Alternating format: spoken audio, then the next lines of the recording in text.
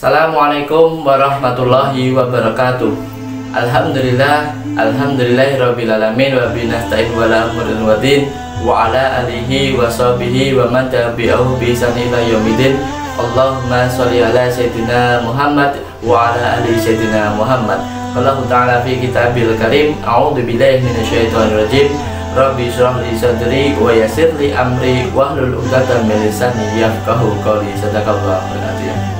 Gimana kabarnya teman-teman? Semoga teman-teman senantiasa diberikan kesehatan dan keselamatan Allah Subhanahu wa taala, masih semangat beribadah.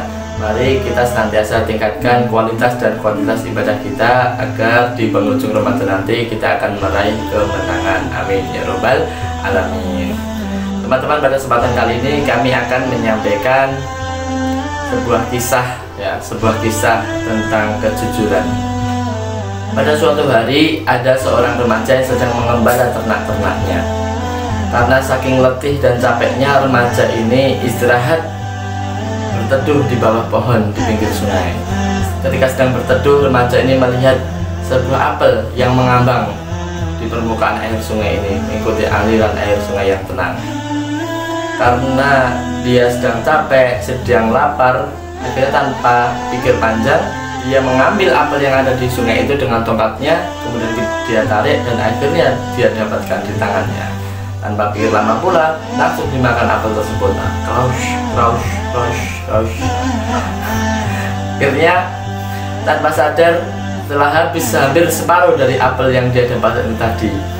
Tetapi dia baru tersadar, dia baru ingat, loh, ini tadi apelnya siapa ya? Pemiliknya siapa ini? Aku belum mendapatkan halal dari apel ini. Aku belum mendapatkan ridho dari apel ini.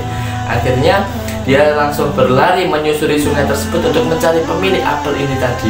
Kenapa? Karena dia saking takutnya belum mendapatkan halal atau ridho dari pemilik apel ini. Ketika dicari, ditelusuri, ternyata dia menemukan sebuah perkebunan apel yang cukup luas berada di dekat sungai itu. Akhirnya dia pun menemui kepada pemilik kebun tersebut. Assalamualaikum Pak. Waalaikumsalam. Ada apa fulan? Ini Bapak, tadi saya mendapatkan apel ini di sungai yang mengalir. Saya kira ini adalah apel dari Bapak. Akhirnya ketika dia terlihat, ternyata sama. Jenis apel, bentuknya, rupanya itu ternyata sama, memang seperti apel yang dari perkebunan bapaknya tadi. Akhirnya dia pun meminta izin dan ridho kepada bapaknya. Mohon maaf Pak, saya minta izin dan ridho Bapak atas apel ini. Kenapa saking seperti itunya kamu? Itu kan udah haknya kamu. Kamu makan saja, itu sudah itu kan sudah mengalir di sungai. Mau makan saja apel itu hingga selesai, hingga habis. Tidak, saya ingin mendapatkan ridho dari Bapak. Jika memang kamu ingin mendapatkan ridho dari saya, maka saya memiliki syarat untuk kamu. Baik Pak, tidak apa-apa Pak, saya laksanakan Pak. Yang penting Bapak ridho atas apel ini. Apa syaratnya Pak? Syaratnya yang pertama adalah kamu harus menjaga dan merawat perkebunan ini selama 5 tahun. Seperti itu Pak? Iya enggak? Iya nak, seperti itu syaratnya. Baiklah Pak, akan saya laksanakan. Akhirnya waktu berganti waktu, minggu berganti minggu, bulan berganti bulan, dan tahun berganti tahun. Akhirnya 5 tahun tidak terasa, pemuda ini telah selesai menjalankan tugasnya untuk mendapatkan sebuah ridho atau halal dari sebuah buah apel. Akhirnya menemui sang pemilik kebun. Bapak, saya sudah selesai melaksanakan syarat dari Bapak. Bagaimana, apakah Bapak sudah ridho? Apa Bapak sudah ikhlas dengan apel yang saya makan dahulu? Kemudian sang pemilik kebun ini berkata lagi, belum, aku belum ridho. Masih ada satu syarat lagi yang harus kamu tunaikan, harus kamu penuhi. Apalagi itu Pak? Akan saya laksanakan, karena saya ingin mendapatkan ridho dan ikhlas dari Bapak. Saking begitu ingin mendapatkan ridho dan ikhlasnya dari sebuah apel ini, pemuda ini pun mau untuk melakukan syarat yang kedua. Syarat yang kedua ini, karena kamu sudah beranjak dewasa, kamu harus menikahi putri saya. Menikahi putri Bapak? Iya nak, menikahi putri saya. Tapi sebelum saya pertemuan dengan putri saya, kamu harus tahu dulu bahwa putri saya ini adalah anak yang buta. Kakinya lumpuh, tangannya lumpuh, telinganya tuli, kemudian mulutnya bisu, tidak bisa bicara. Seperti itu keadaannya nak. Apakah kamu masih tetap ingin mendapatkan rasa halal atau ikhlas dari saya tentang apel yang dahulu kamu makan itu? Setelah pikir panjang, seperti itu bagaimana dengan nasibku nanti ya Allah, batin dari pemuda ini. Tetapi karena dia ingin mendapatkan ridho dari apel yang telah dia makan dan menjadi darah daging dalam tubuhnya, maka mau tidak mau pemuda ini pun menyanggupinya.